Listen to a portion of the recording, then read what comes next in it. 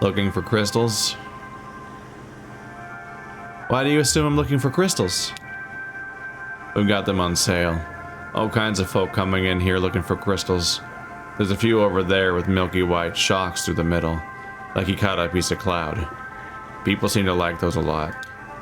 Yep. Popular crystals. You work on the mammoth? I could add it to your tab.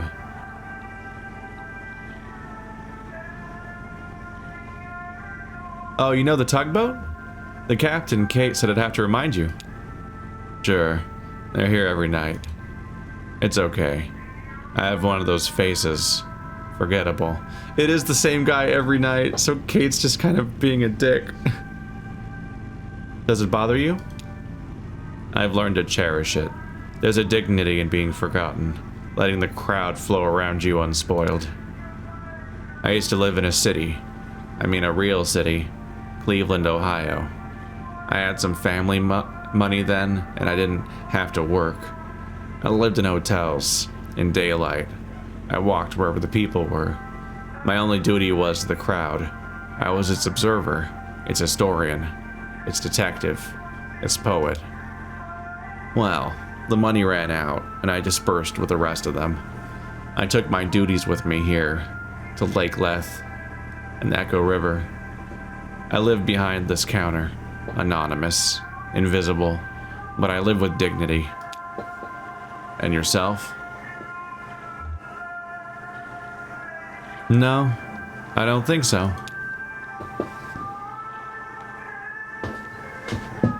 I don't blend in. And not so easy to forget, I'd say. I see now that you're right. Well, that's yours to bear then. We keep all the crystals on that shelf over there. Buy one, get one free, of equal or lesser symmetry. Equal or lesser symmetry. Is his name Norm? What am I looking at? The crystals are rough, dirty. Some are damp. They must have come out of the river.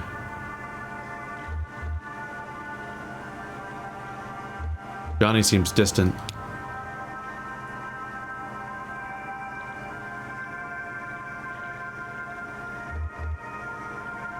He was excited about Kate's dog, too.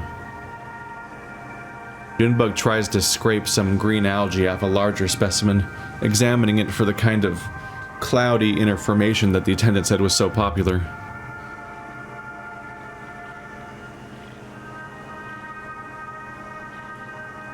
What would it be like to travel with one more?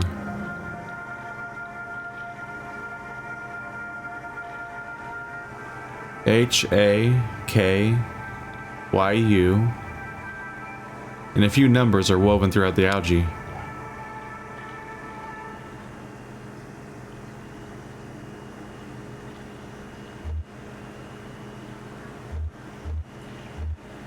Even supposing it was possible to take on another passenger long-term. This isn't algae at all. It's a decayed plastic bag caught on a rock.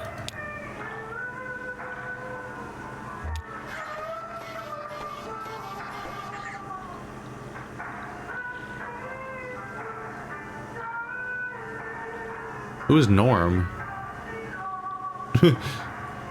Shit, that floodwater washed you halfway out to sea. I was looking for you back by New Königsberg, same as usual, but ain't nobody there, and the river's deep as an elephant's. Oh, didn't see you there, man. Pardon my language. What elephant? Alright, you're no paper flower, I see that. Extending his hand warmly. I expect you must be Loretta. Enchanted to meet you. Sorry I'm late. Hey, is that coming on too flowery or something? Enchanted? Remember, repeating it now, it feels a little silly.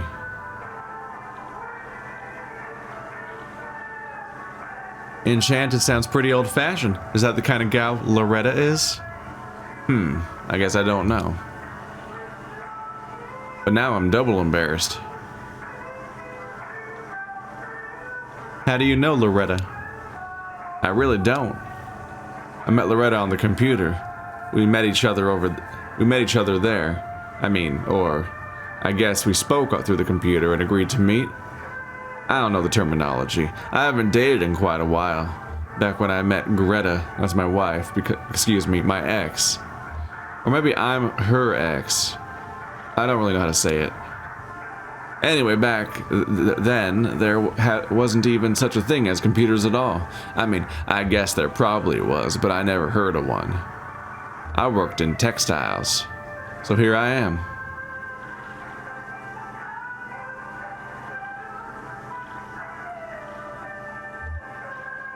So what's your plan when Loretta shows up? Oh, maybe head down to the rum colony. Shoot, I forgot to ask if she likes to drink. You really never know these days. I guess first I'd like to ask her about that. If she doesn't like rum, I'd maybe try to take her by the bat sanctuary. That's pretty romantic in a sense. Like misty valleys and ruined churches romantic, not like flowers and chocolates romantic. The better kind of romantic. Of course, they've got the memorial there. That's a little depressing. Actually, maybe we'd kind of sail around that. Damn it all.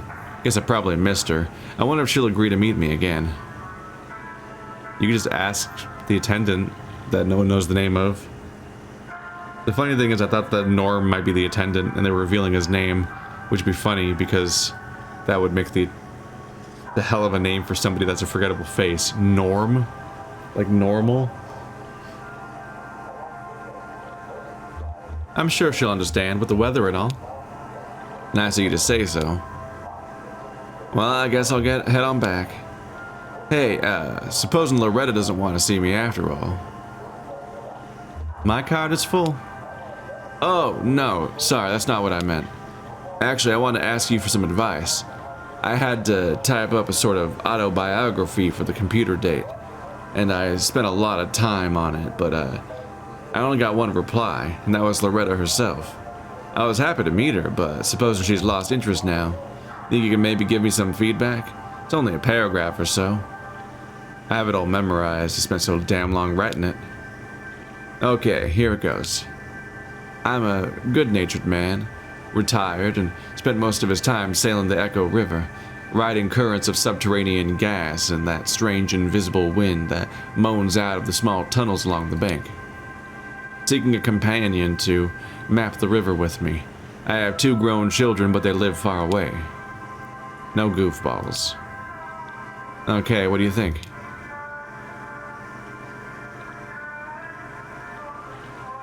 What was that about goofballs? Like, serious inquiries only. Oh, he means that people that won't waste his time. Like, you don't like funny people? You might miss out on some really good goofballs. Yeah, you might be right about that.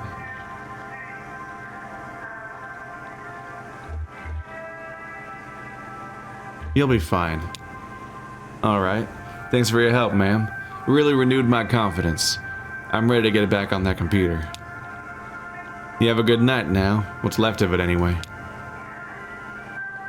Children are baggage, but that filter a lot of people down, but if you keep it a secret, it only becomes a betrayal.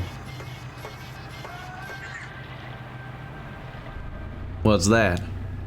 It's a crystal. I bought it for you. Wow, thank you, ma'am. Hey, could you hold it onto it for a minute? I'm gonna look around inside. Wish me luck. Good luck. Am I? I'm Johnny. I barely know this character. Oh, there's a boat coming up. The art of this game is so fucking on point.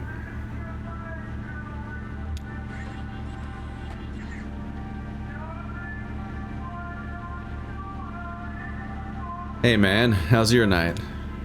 Quiet. Where are you headed?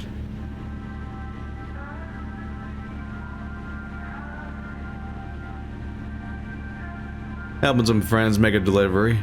Or along for a ride, anyway. Well, even if you're not doing the heavy lifting or navigating or whatever, a passenger contributes to a journey too. I never travel, but I do love travelers. That's what I like about this job. The travelers come to me. Meet some interesting people. I wouldn't say I meet them, but I do sell them gas. Well, let me know if I can help you find anything. He just observes interesting people all the time. Oh. Glory it is to be among friends. Do it yourself. Wow, I should take a page out of your book, man. I'd give you any advice I could, little guy, but I think the most important thing I could say is, glory it is to be among good friends.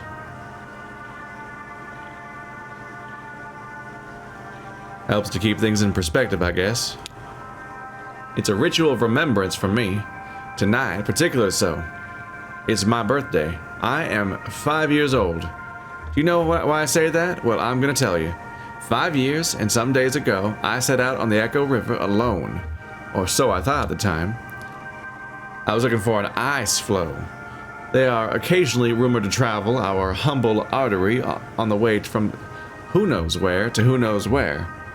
Who knows why? It's a mystery. An hour into the journey, my lantern gave out. Now, I always carry 3 or 4 spares. You'll never catch me in the dark again. Lesson learned, buddy.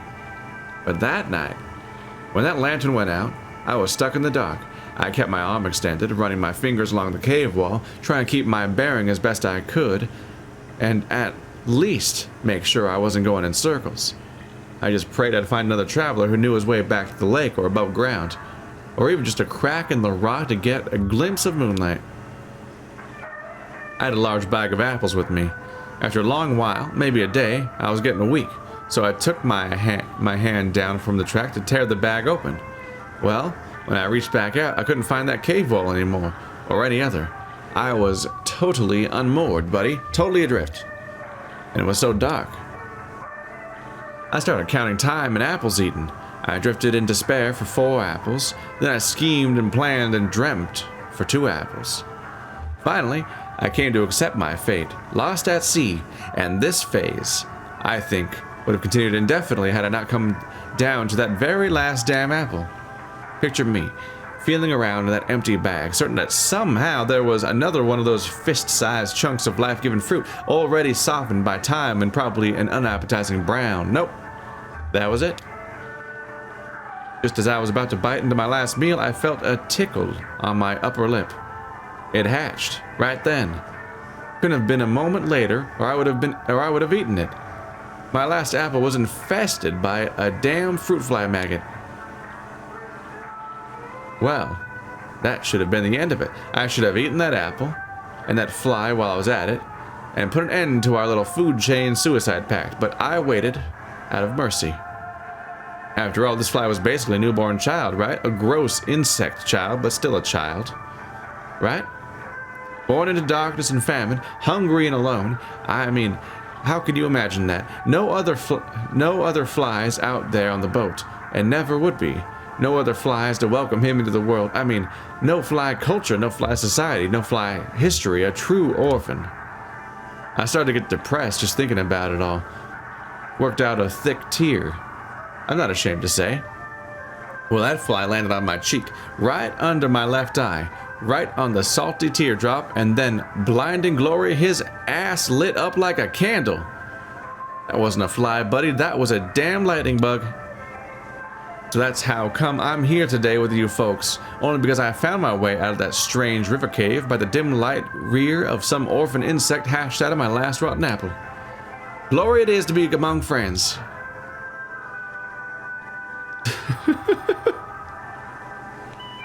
He just likes to tell his story over and over again. He just goes from person to person, tells the story, and then fucks off. I mean, it's a good story, if it's true. Just a reveal. Being saved by a fucking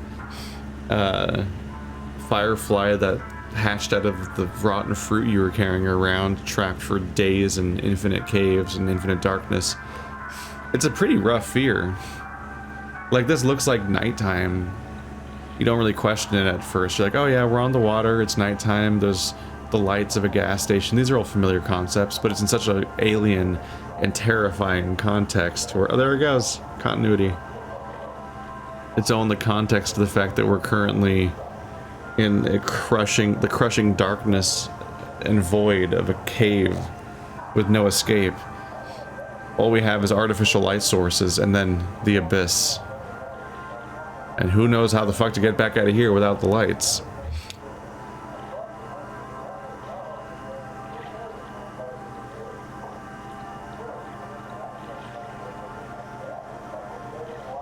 Did my Johnny talk your ear off out here?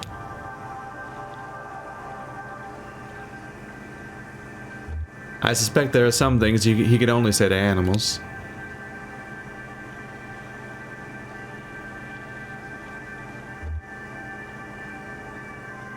I'd like to think he could say anything to me.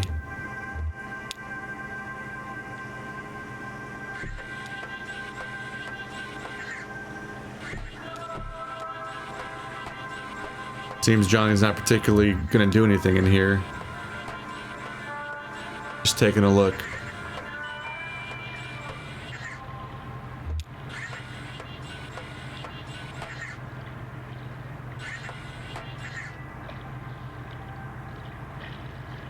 That guy's a trip, that gas station attendant. You talk to him? It's funny, he actually reminds me of that frog we had for a bit. I thought it was a toad. Oh, is there a difference? Toads live in the mud, frogs live in trees. Huh, I never knew.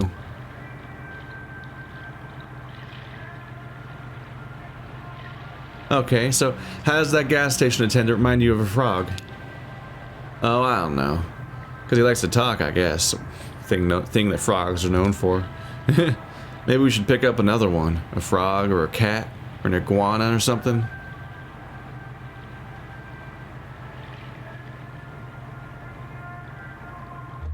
Feeling lonely, Cricket? Not exactly. Not like that guy at the gas station. That guy lets the world wash over him, static like a rock, but you and me both together, I mean, we're always moving, always changing. I think it's because we feel safe with each other, you know? Free. We can try stuff out, change our clothes, swap parts out, and just play. I'm not lonely, just curious. With another person to play with, what else could we be?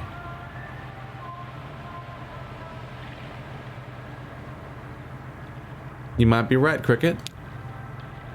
You really think so? I thought I had to wear you down a little, like I did with the gerbils. Oh, that's Kate. Time to hit the road. River, I mean.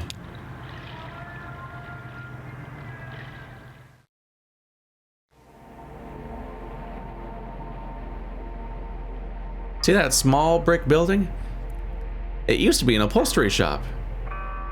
I used to work at an upholstery shop. Alright. Now it's inhabited by a skilled taxidermist whose art is greatly in demand. When it was an upholstery shop, it didn't see nearly as much business. I mean, you pretty much just need one job at a time, unless you got a bunch of people. The old shop's name has been lost to time and weather. This was decades ago. The only trace of it now is the grayed frame of an old sign behind the new lettering, which now reads Trapper, Stalker, and Sportsman. And then below, smaller, no specimen is too exotic, no arrangement too fanciful. Some of the upholstery equipment's still there too, and still sees active use. Elise is the resident artist, though she's not the owner of the shop.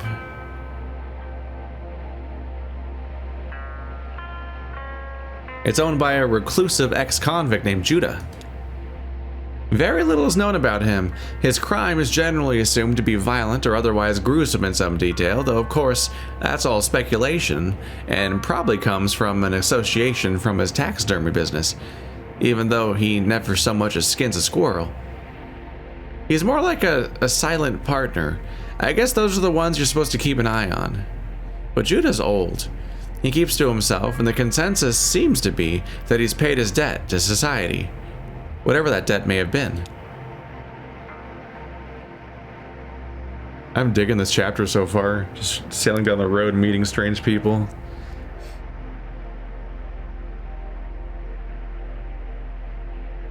I guess it seems like you're constantly choosing whether the person's going to hang out in the house or go meet people. Ah, what a brutal binary split to have. But I'm also really curious about this video collection. Shannon retreated to the TV room to browse the mammoth's video collection. They did set this up before. But that's the Rome colony. That's also been set up before.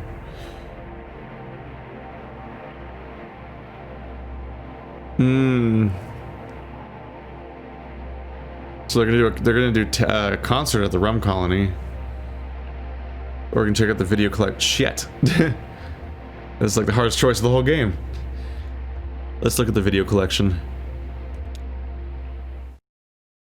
Shannon. So lonely. On the chunky mammoth, or whatever it's called. The mucky mammoth, the chunky. Oh, Shannon. We're gonna go repair a VCR. You know you can get a profitable series out of that kind of behavior.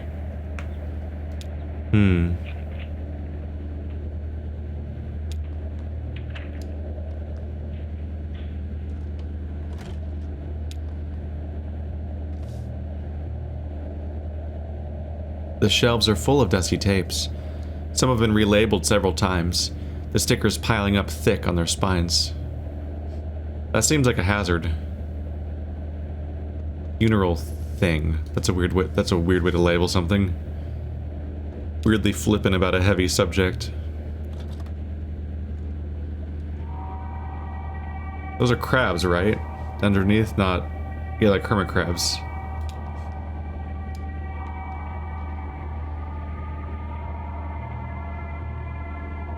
An elderly couple sit on folding chairs in the middle of a TV studio. Undecorated except for a funereal lily in a thin blue vase on the table. The lights are a bit too dim to make out their features. She reads from a newspaper with unhurried efficiency. Gloria B. of Mundartville passed away on Monday at her residence. Survivors include her children, Dakota, Montana, Minnesota, and Bobby, all of Munfordville. A memorial service will be held at 7 p.m. Thursday at Hatton Huffman Funeral Home in Munfordville, with cremation to follow. She never knew Gloria. He thinks he may have heard the name, wondering aloud if she ever worked at a cafe down there in Munfordville. The woman who ran that place was what's called Gloria. Or maybe still is. They take a call. Someone who knew Gloria B., if not very well. The caller once installed a satellite dish at Gloria's house, a 900 square foot ranch-style home on 2 acres at a dead end, backed by weeds and pine. When the caller mounted the ladder up on Gloria's roof, she slid open her window and tugged urgently at his pant leg. He followed her gaze behind the house to 2 wild turkeys peeking through the weeds. Gloria and the caller watched, silent and still, as the huge birds foraged obviously into the trees. Then he installed the satellite dish. Sad.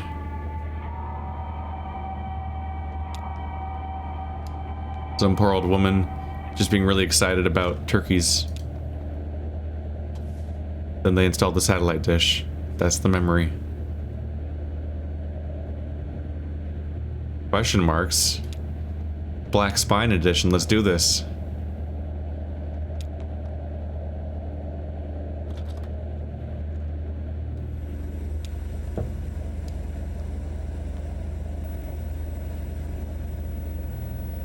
That awful hum.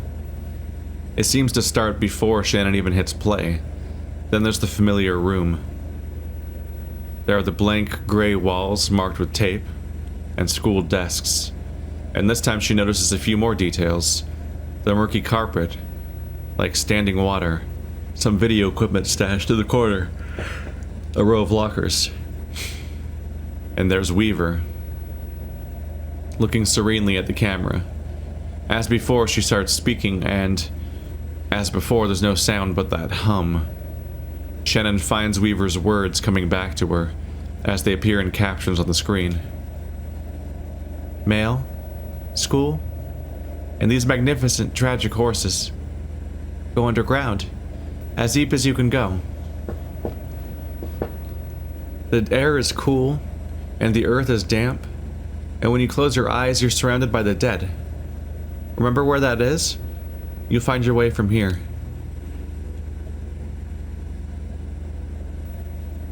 I think this place is what you're looking for. Some of it will wash away soon, but I think you'll be happy there, even without the mail, school. The text repeats for a few minutes, and Shannon stops the tape. It's eerie how she doesn't seem to speak.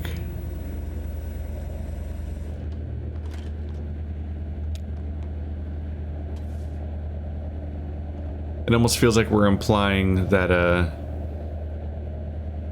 it leaves the door open to the idea that the subtitles don't match the hum. Like somebody just replaced some other words. But why does she keep finding VHS tapes of her sister regardless? That shouldn't really be possible. We're doing the same cool folding away visual that was done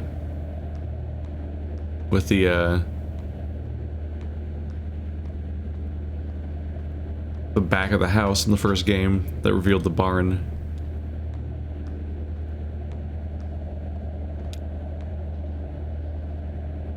No. It was only a few notes, slow and sad, like funeral music, you know? I don't remember it being sad, just simple and unburdened. Maybe that's what funeral music sounds like to me, unburdened. Oh, hello. Oh, hello. Kate and I were just trying to remember the Mammoth song. But neither of us have heard it for years. Will just found the mechanism. In the mammoth's belly, hidden in gritty, matted fur.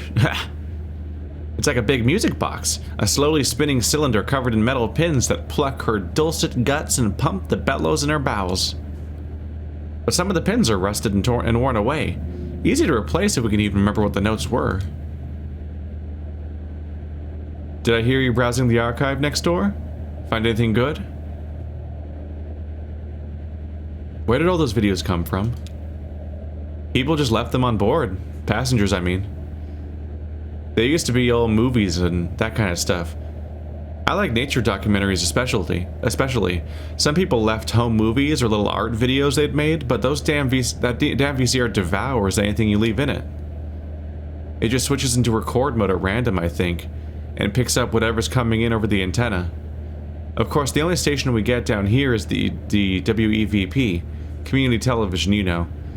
They've got that show with the gentleman playing banjo in his birthday suit. I'm sure you've seen it. So it records tapes at random from broadcast. That's why they keep getting relabeled, because they just become new tapes. Oh, yes. And if there's no tape in the machine when it tries to start recording, it makes this awful sound, like putting a squeaky toy in a food processor. I can hear it above deck. Awful. That's why I put the sign up, please do not rewind after watching. At least that way nothing gets taped over anymore. So you just don't rewind, you just leave an empty tape, you just leave a tape there that's finished. Where is this station, WEVP? I don't know. Will? I don't know. I guess I never thought of it. It must be nearby, right? It is community television. Dashiell would know. Yes. You should meet Dashiell. He did a lot of volunteer work for WEVP in the early days, wiring up antennas and relays and stuff like that. I think you two would have a lot to talk about. He works at the telephone exchange. No, I'm afraid he's been let go. Oh yeah? That's odd. He still takes the ferry to work every day. I'm sure he's at the telephone exchange right now, in fact. I dropped him there a few hours ago. We stopped at the telephone exchange again shortly. We're stopping at the telephone exchange again shortly to deliver their mail and pick up their trash. You should go ashore when we do. Ask for Dashiell.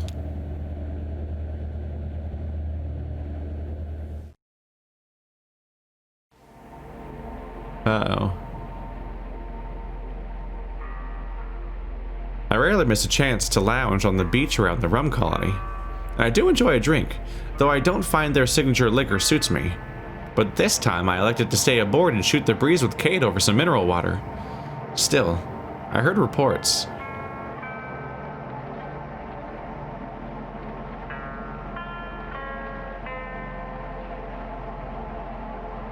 Ezra told me about the dark corners. See, that beach is lit up by a congregation of amber torches stuck in the sand. They mix the torch fuel with citronella oil. It keeps the bugs away, which keeps the bats away. But the light doesn't fall very far from the flame. The rest is shadows and sandy echoes, and that's the part Ezra wanted to tell me about. He said he liked to run in the dark. I have a childhood memory of running barefoot along the Ohio River at dusk, so I know roughly what he meant.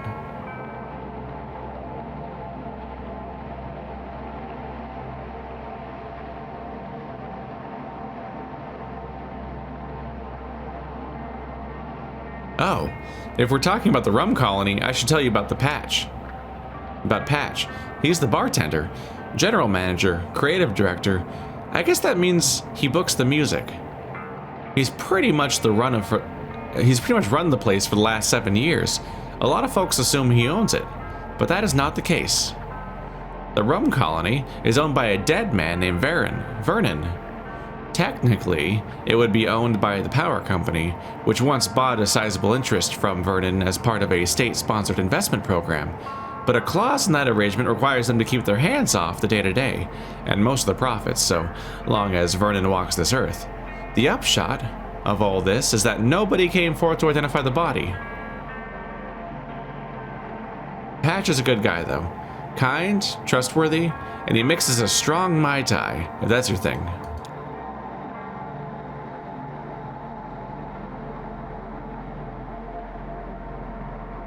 What is up with that place? It looks weirdly like it's just like a one stand. Like a sign, a bench, a guillotine, a hanging place. Oh, they named their dog Valkyrie.